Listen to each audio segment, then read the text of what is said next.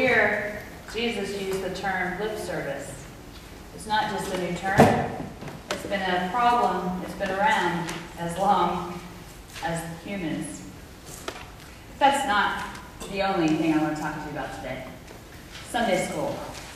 There was a colleague who told me that on this same Sunday, the Back to School Sunday, as some talk about, or Back to Christian Education Sunday, a group of kids had gathered together and made us come up to church on Saturday and posted a sign on the doors of the church that said, "Welcome to Sunday School." It was spelled S-K-O-O-L. So that next morning when the pastor got there, said, that's kind of cute. That's pretty cool. They took their time and they're excited about worship. They're excited about Sunday school and they wanted to invite everyone to be here. And then someone else came in and said, geez, those kids, they don't know how to, they must not know how to spell any better than they know the Bible verses. What, geez. And it was just really negative and critical. Kids did it on purpose. They were trying to say that Sunday school at church is different than school during the week. But that person was just focused on that misspelling and missed the whole point. That's kind of what happened here. The Pharisees were focused on one point. The way that they were not practicing a specific ritual. And Jesus said, you're missing the whole point. Have you ever done that? Perhaps we focus on the trivial things like the spelling of words and miss the main point, the gift of hospitality to everyone, because it's easier. It's easier to talk about that stuff than it is to talk about what's going on in our own hearts. I wonder if we were to face and to admit our own struggles, then we wouldn't have to worry so much and talk so much about the trivial. Would it be worth it to talk about the things that are important? Yeah, but why don't we do it? Why don't we spend our energy on that? All right, those are tough questions. Let me ask you an easier one. What is good? Tell me, if religious practices are centuries old, does that make them good? If religious practices are encouraging and uplifting, does that mean that they're good for us? If they're beautiful to see and hear, and religious leaders sanction them, or they're highly symbolic, then they must be worthy of our attention, right? Are you awake out there?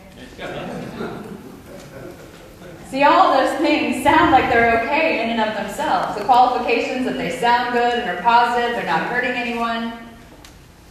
But these are not factors that determine what is pleasing to God.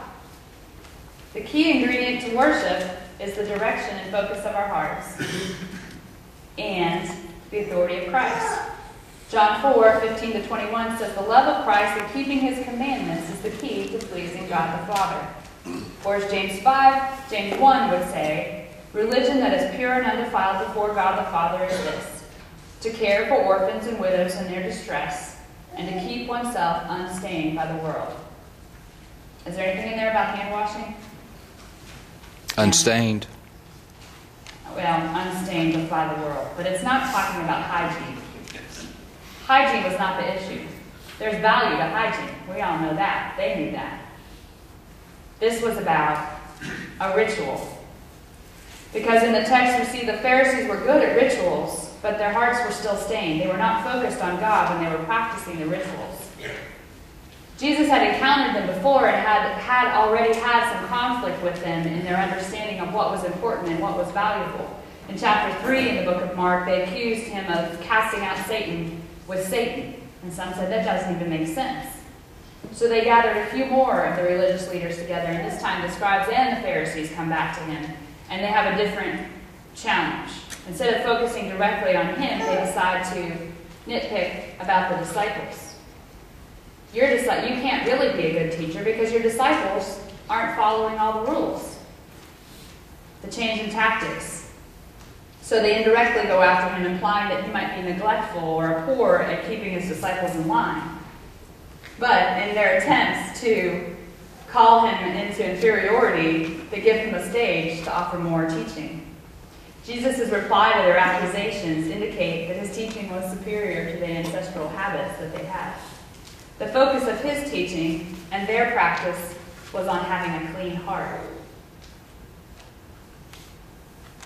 Their motive was unclean, and he revealed that even though they washed their hands, their motives were unclean. The hearts of the Pharisees were stained, and they missed the purpose of worship.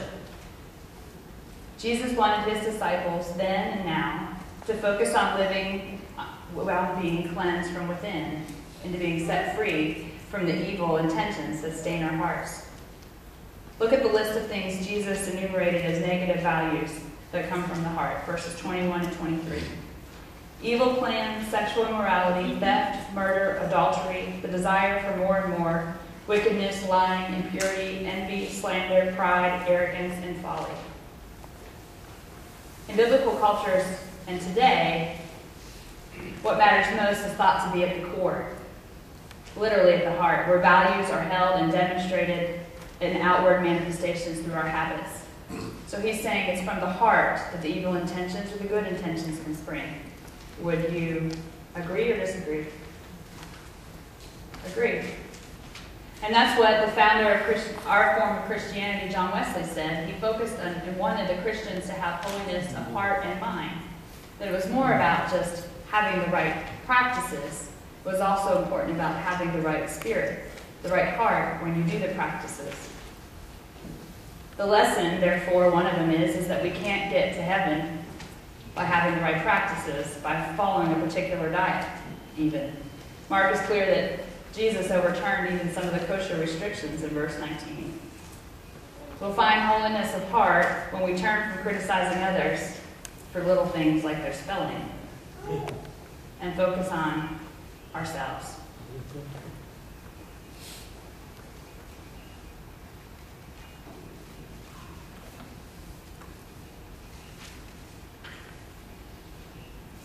It's a little awkward and uncomfortable, right?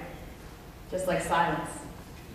Silence can be a time, a gift, or it can be a place where we feel uncomfortable and awkward.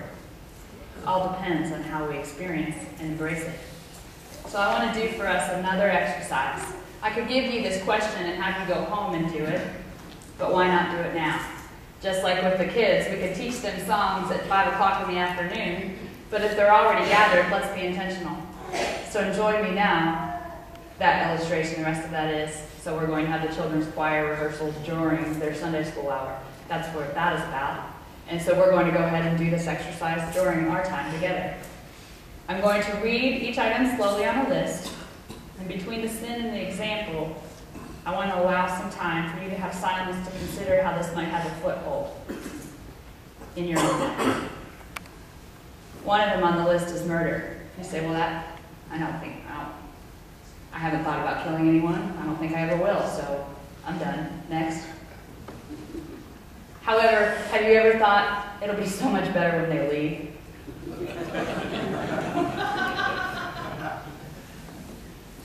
Steps down the same journey, isn't it?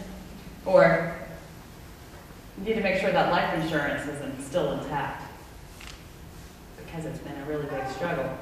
Or, I don't really plan on stealing anything, so that one doesn't apply to me either. But have you ever borrowed something from someone and not told them? You'll give it back, right? Mighty oaks grow from small acorns. So let's take in a moment and examine our hearts. And where it might be a seed or it might be an oak tree. Let's give that to God. Close your eyes. Let's begin. Evil plans.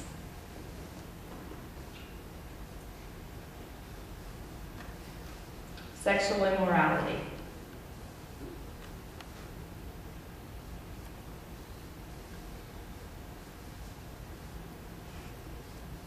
Theft.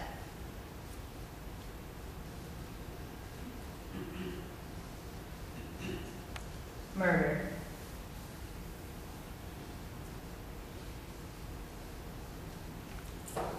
Adultery.